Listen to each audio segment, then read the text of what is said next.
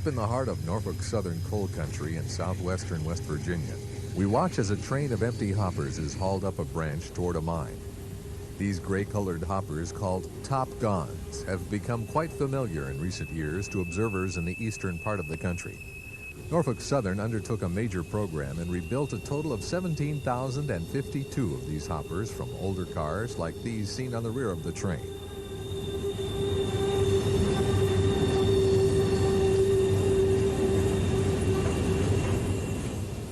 The cars were rebuilt here at Norfolk Southern shops in Roanoke, Virginia. Top Gon 31103 rolls out of the paint shop after having just been constructed.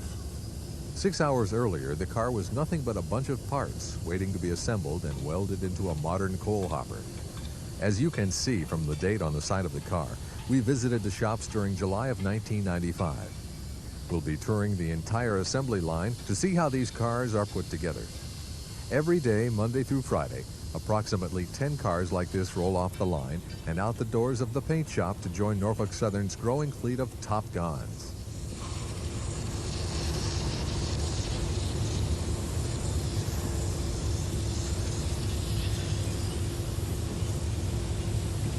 The old cars are completely stripped down to just the center beam and bolsters at another location in Roanoke and then hauled to the assembly shop. Reusable parts such as brake valves are sent to other shops to be rebuilt and then returned here. Trucks are also rebuilt. Some cars are so deteriorated that even new center beams need to be built. All parts are identified with the car's serial numbers.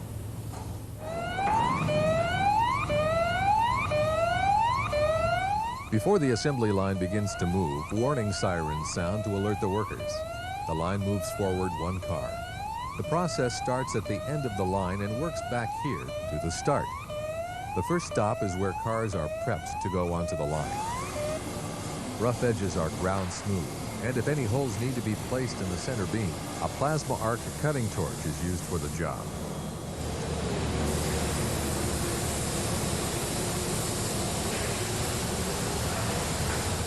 The center sills will be removed from their trucks and ride on these shop bogies along the assembly line.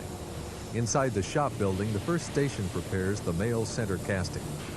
New metal is added where it was worn to bring it back into specifications.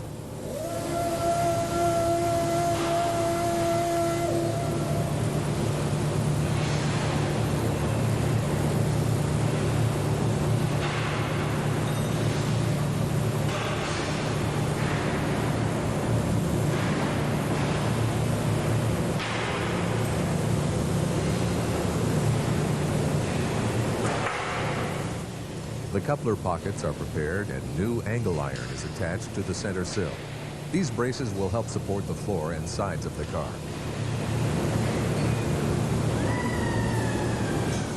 You can see that we are about 3 stations down the line now, and the car is ready to have the bottom attached.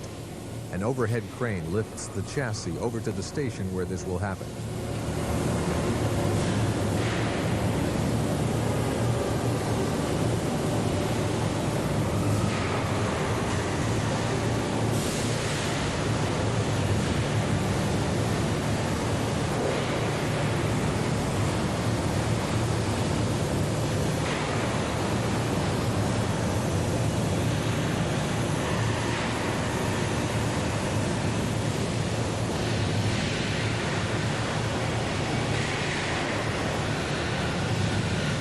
After the floor has been welded in place, the car is lifted once again over to the next station. Here is where the end pieces will be attached.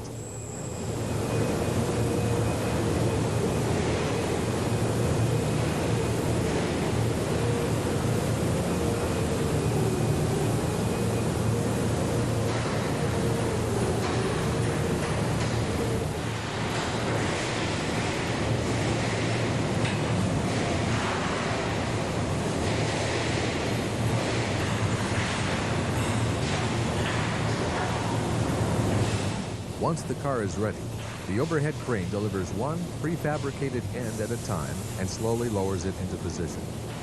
The workers pound and wrench the pieces into their respective slots, where they will be riveted together. Welding will take place at another station.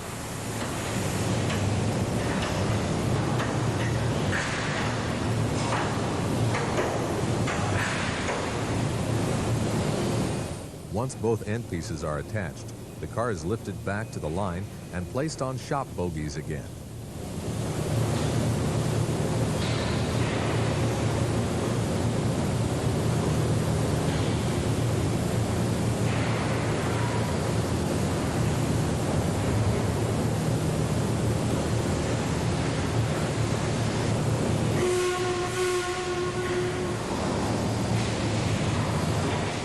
The line moves forward, and at the next station, the car will have welds required up to this point completed.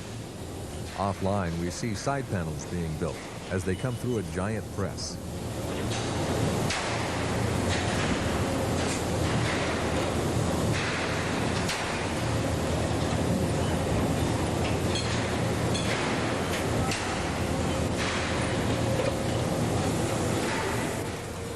A couple of men work with massive drills, boring holes at specific locations in the panels.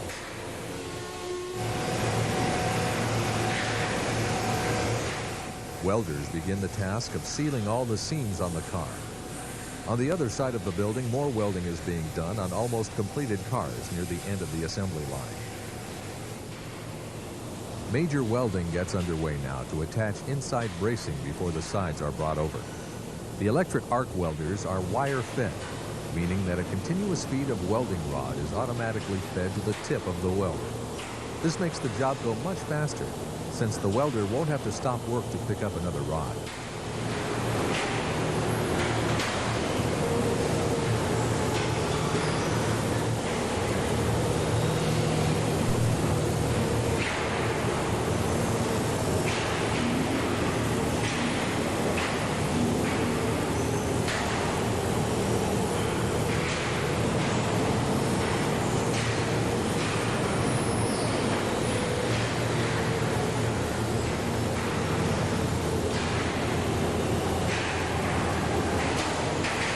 At the far end of the building, a crane has just picked up a side panel and is headed this way with it.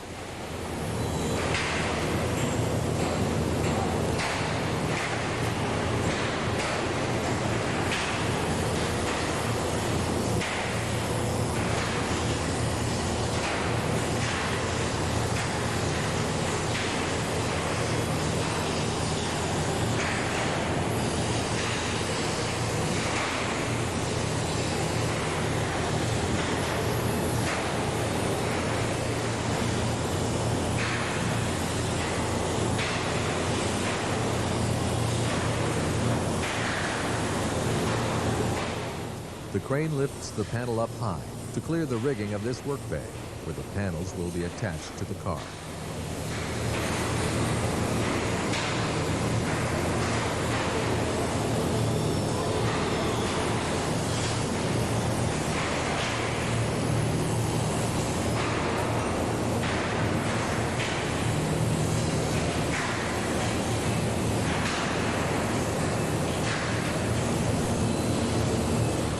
The sides are slowly lowered into position, and a worker guides the panel to just the right spot. A rivet is quickly placed in a pre-drilled hole to help hold the panel in place.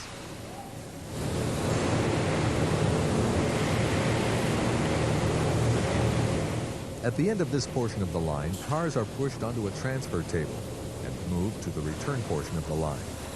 The cars now have the final shape of a coal hopper, and on this line they will have the rest of the welding done and all of the appliances added, such as air lines, brake valves, reservoirs, ladders, grab irons, hoses, and so forth.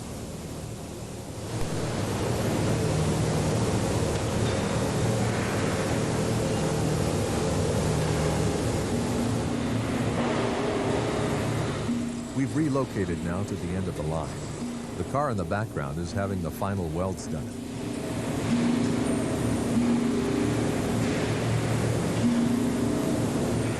After the next station, the cars are picked up by a crane and moved offline to the next to last station before the paint shop.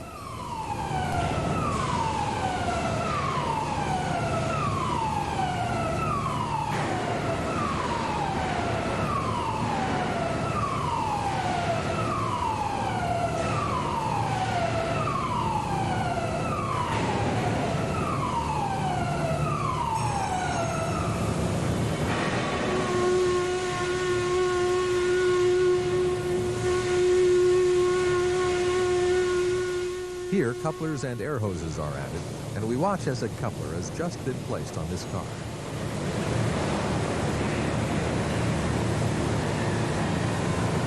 All that remains is to place the completed car on its trucks now. The rebuilt trucks are rolled onto the shop floor and must be turned to line them up with the shop tracks. One at a time, a winch pulls the trucks onto a miniature table where they will be turned.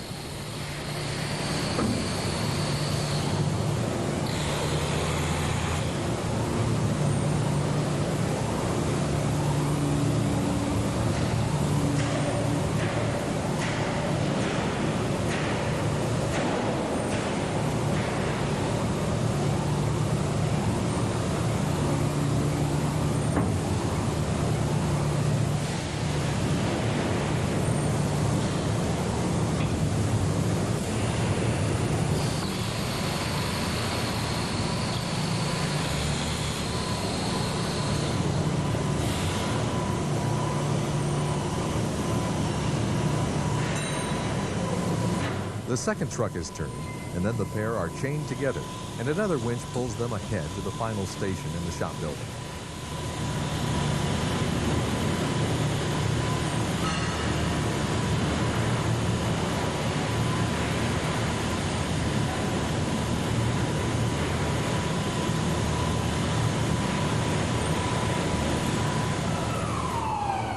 Soon, the overhead crane lifts the newly constructed car body out of one bay and onto the trucks.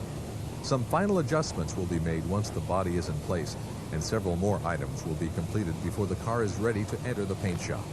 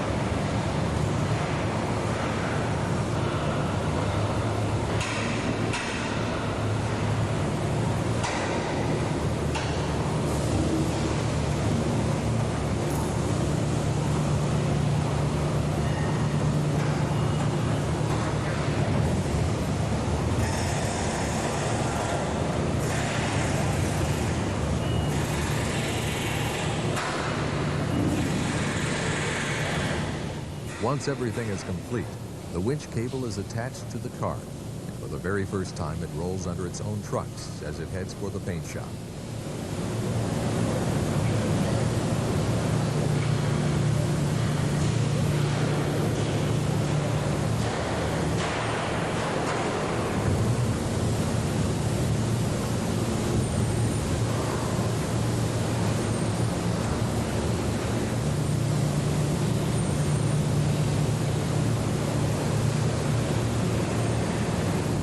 The car is painted gray in an automated process that is impossible to shoot due to the way the paint is applied and the environmental recovery system in the downdraft water wash spray booth. The special paint does not require the bare metal to be primed.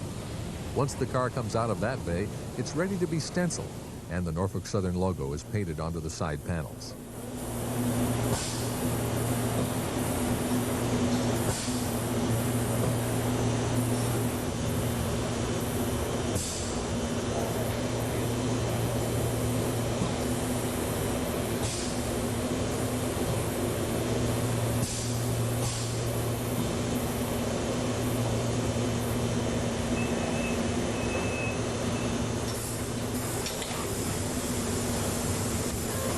The big stencils are removed by a small overhead lift, and then the car number is painted using handheld stencils.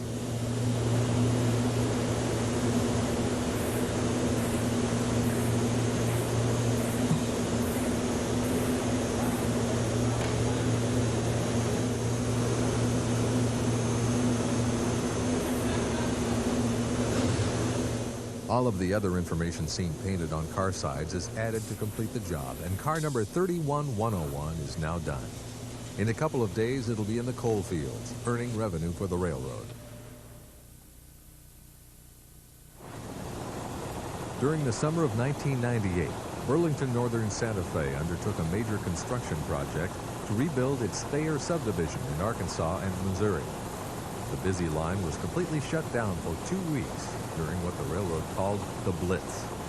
One of the project goals was to undercut approximately 40 miles of track. Undercutting is exactly what this massive machine is doing. As it slowly moves up the line, dirt and debris are removed from the ballast and discarded to the side of the track. How this material is extracted from underneath the cross ties is the really neat thing about an undercutting machine. Scoops located on each side of the undercutter collect material and transport it into a vibrator which separates the ballast from dirt and debris. The material is removed from under the track by a mechanism that resembles a large chainsaw blade. Large teeth rotate on a band that is suspended under the track. As the teeth whirl around, they kick out the ballast and debris for the scoops to collect. A metal wheel on the machine lifts the track while the undercutter blades are moved along underneath the ties.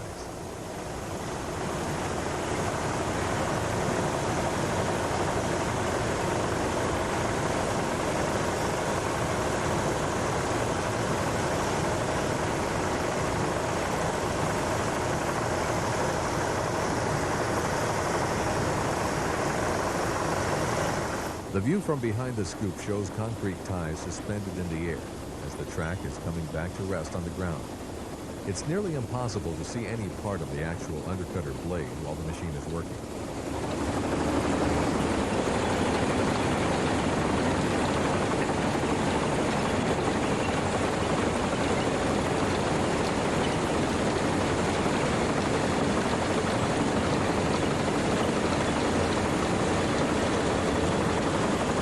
Notice the different level of the track before and after the dirt has been removed. Fresh ballast will be dumped on the line after undercutting is complete, and then the line will be tamped and regulated to complete the job. The vibrator separates good ballast from the dirt and debris, and then the junk is moved by conveyor belt off to the side. On this particular portion of the line, there is not much ballast left. This is one of the reasons the line needed to be rebuilt.